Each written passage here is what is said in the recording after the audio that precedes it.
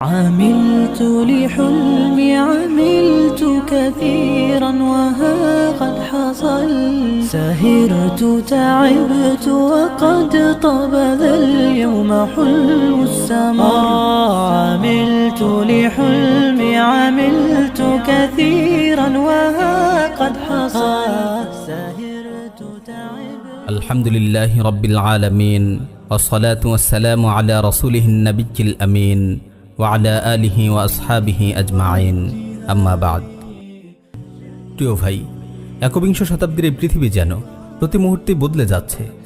চলমান ঘটনা প্রবাহে কান পাতলে আপনি শুনতে পাবেন নানান উত্থান পতনের অবিশ্রান্ত পদধ্বনি। মুসলিম উম্মার মাঝে দেখা যাচ্ছে তাওহীদ, ইরদাদ ও জিহাদের এক আশ্চর্য জাগরণ। শতাব্দীর লাঞ্ছনাকে ছুঁড়ে ফেলে ঘুরে দাঁড়ানোর এক আশ্চর্য প্রয়াস। একটু খেয়াল করলে আপনি আরও দেখতে পাবেন কাফিরদের ভীতসন্ত্রস্ত চেহারা। উম্মার এই পুনর্জাগরণ দেখে তারা ইসলামের বিরুদ্ধে উঠে পড়ে লেগেছে। কিভাবে উত্থানকে থামিয়ে দেয়া যায়, চারদিকে তারা ছড়িয়ে দিয়েছে অসংখ্য ফিতনার জাল। আজ অত্যন্ত মারাত্মক একটি ফিতনা সম্পর্কে আপনাদের সতর্ক করতে চাই, আর তা হলো উম্মাকে অনৈক্য ও দলাদলির দিকে ঠেলে দেওয়ার ফিতনা। প্রিয় ভাই, মুসলিম উম্মার উত্থান ও জাগরণ নির্ভর করে তাদের ঈমানের দৃঢ়তা ও পারস্পরিক ঐক্যের উপর। নিজেদের মধ্যে হানাহানি ও দলাদলি করা কোনো জাতি কখনো নিজের পায়ে দাঁড়াতে পারে না।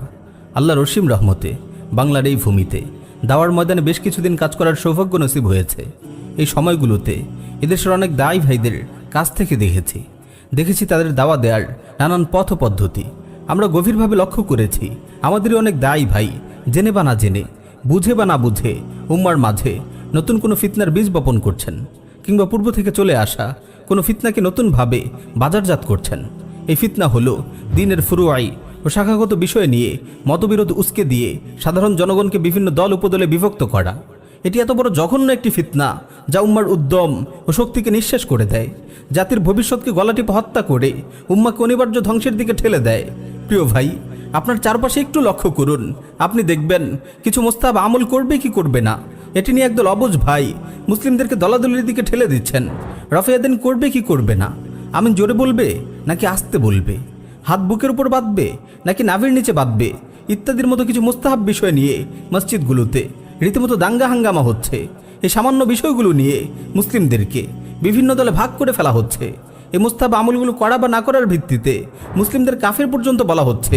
নাউযুবিল্লাহি মিন যালিক। আপনি আরও দেখবেন ইলমি অঙ্গনগুলো থেকে ছোট বিষয় নিয়েও চুলচেরা বিশ্লেষণ আসছে। পৃষ্ঠার পর পৃষ্ঠা ব্যয় করা হচ্ছে ফুরুআই ও শাখাগত মাসালাগুলোতে। আবার অনেক সময় এই তারাই ইরদাদ, জিহাদ ও ইকামাতে দ্বীনের পথ পদ্ধতির মতো মৌলিক বিষয়গুলো সম্পর্কে নতুন নতুন বিভ্রান্তির জন্ম দিচ্ছেন। এদিকে সাধারণ জনগণের সামনে এখনও আমরা ঈমানের মৌলিক বিষয়গুলো স্পষ্টভাবে তুলে ধরতে পারিনি। তাওহীদ, শিরক, ওয়ালা বারা, নওয়াকিদুল ঈমানের মতো অপরিহার্য আলোচনা, যেগুলোর উপর মানুষের ঈমান ও আকীদার বিশুদ্ধতা নির্ভর করে, সেগুলোর কথা যেন সবাই ভুলে গেছে। ইসলামী ভূখণ্ডের প্রতিরক্ষা, নিপীড়িত উম্মার হেফাজত এবং ইকামাতে দ্বীনের জন্য ইরদাদ জিহাদের যে ফরজ আমাদের উপর অর্পিত হয়েছে তা নিয়েও আমাদের কোনো মাথা ব্যথা নেই।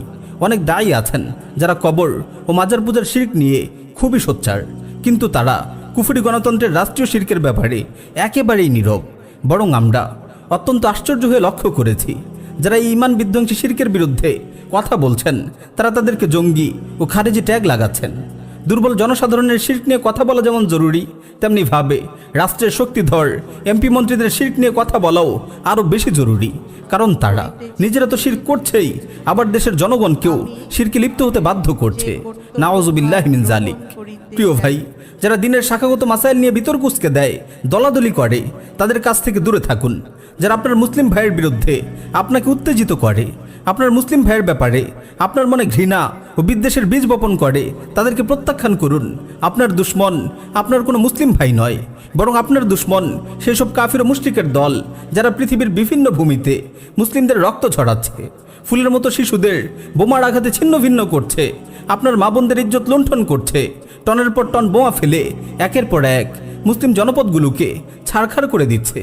আপনার দুশ্মন কাফিরদের বসানো ওইসব তাগুত শাসক গোষ্ঠী যারা আল্লাহর কোরআনকে পিছনে ছুঁড়ে ফেলে মুসলিমদের উপর কুফরি সংবিধান চাপিয়ে দিয়েছে, যারা সমাজে কুফর, শিরক, জুলুম, হত্যা, লুণ্ঠন, ব্যভিচার ও লুটপাটের বিস্তার ঘটিয়ে সমাজকে জাহান্নামে পরিণত করেছে, যারা সুদভিত্তিক অর্থনীতি প্রতিষ্ঠা করে আল্লাহ ও তার রাসূলের বিরুদ্ধে বিদ্রোহ ঘোষণা করেছে, যারা মদ জুয়ার লাইসেন্স দিয়েছে, যারা জেলায় জেলায় পতিতালয় খুলেছে, যারা পতিতাদের যৌনকর্মী হিসাবে লাইসেন্স দিয়েছে, যারা বিয়েকে কঠিন করে ব্যভিচারের পথকে সহজ করে দিয়েছে, আপনার দুশ্মন হলো সেই সব মালাউন মুশরিক যারা উপমহাদেশে বৃহত্তর রামরাজত্ব কায়েম করতে চায় আর প্রিয় মাতৃভূমি বাংলাদেশকেও সেই রামরাজত্বের অংশ বানাতে চায়। ইতিমধ্যে ইন্ডিয়ার আর দেশীয় ইস্কুনি সন্ত্রাসীরা এই পথে অনেক দূর এগিয়ে গেছে। এদের বিরুদ্ধে জেগে উঠাই সময়ের অনিবার্য দাবি। প্রিয় নবী সাল্লাল্লাহু আলাইহি ওয়াসাল্লামের প্রতিশ্রুত গাজওয়াতুল হিন্দের জন্য বুদ্ধিভিত্তিক ও সামরিক প্রস্তুতি এখন যুগের অপরিহার্য দাবি। প্রিয় ভাই, এই নাজুক মুহূর্তে যারা শাখাগত কিছু মাসায়েল ও মোস্তাহাব কিছু আমল নিয়ে আলোচনা করে আপনার আবেগ নিয়ে খেলছে, যারা দিনের মূল দাবি ও চাহিদা থেকে আপনার দৃষ্টি অপ্রয়োজনীয় বিষয়ের দিকে সরিয়ে আপনাকে প্রতারিত করছে, যারা ফুরুই ইখতিলাফ চর্চা করে নিজেদের মুহাক্কিক শাইখ হিসেবে জাহির করছে, যারা কাফিরদের পরিবর্তে আপনার মুসলিম ভাইয়ের বিরুদ্ধেই আপনাকে উস্কে দিচ্ছে, তাদের ফিতনা থেকে নিজেদেরকে দূরে রাখুন। দেশের হক্কানি ওলামায়ে কেরাম এবং মুখলিস দাঈদের সঙ্গে সম্পর্ক গড়ে তুলুন, যারা দিন ও সময়ের চাহিদা সম্পর্কে পূর্ণ সচেতন। প্রিয় ভাই, আপনি ইসলামের মৌলিক আকীদাগুলো অন্তরে গেঁথে নিন। ব্যক্তিগত ও পারিবারিক জীবনে আল্লাহর সঙ্গে আপনার সম্পর্ককে মজবুত করুন। আপনার মুমিন ভাইদের মাঝে ঐক্য ও ভালোবাসার বন্ধন সৃষ্টি করুন। সমাজে বিশুদ্ধ আকীদা ও নববী মানহাজের দাওয়াত ছড়িয়ে দিন। আপনার আসল শত্রুদের চিহ্নিত করুন। কুরআন সুন্নাহর নির্দেশিত ইআদাদ ও জিহাদের এই মোবারক অঙ্গনে আপনিও ঝাঁপিয়ে পড়ুন। পরিশেষে দোয়া করি, আল্লাহ তাআলা আমাদের সবাইকে দ্বীনের জন্য কবুল করুন, আমাদের সিরাতে মুস্তাকিমের উপর অটল অবিচল রাখুন। আমিন ইয়া রাব্বাল আলামিন।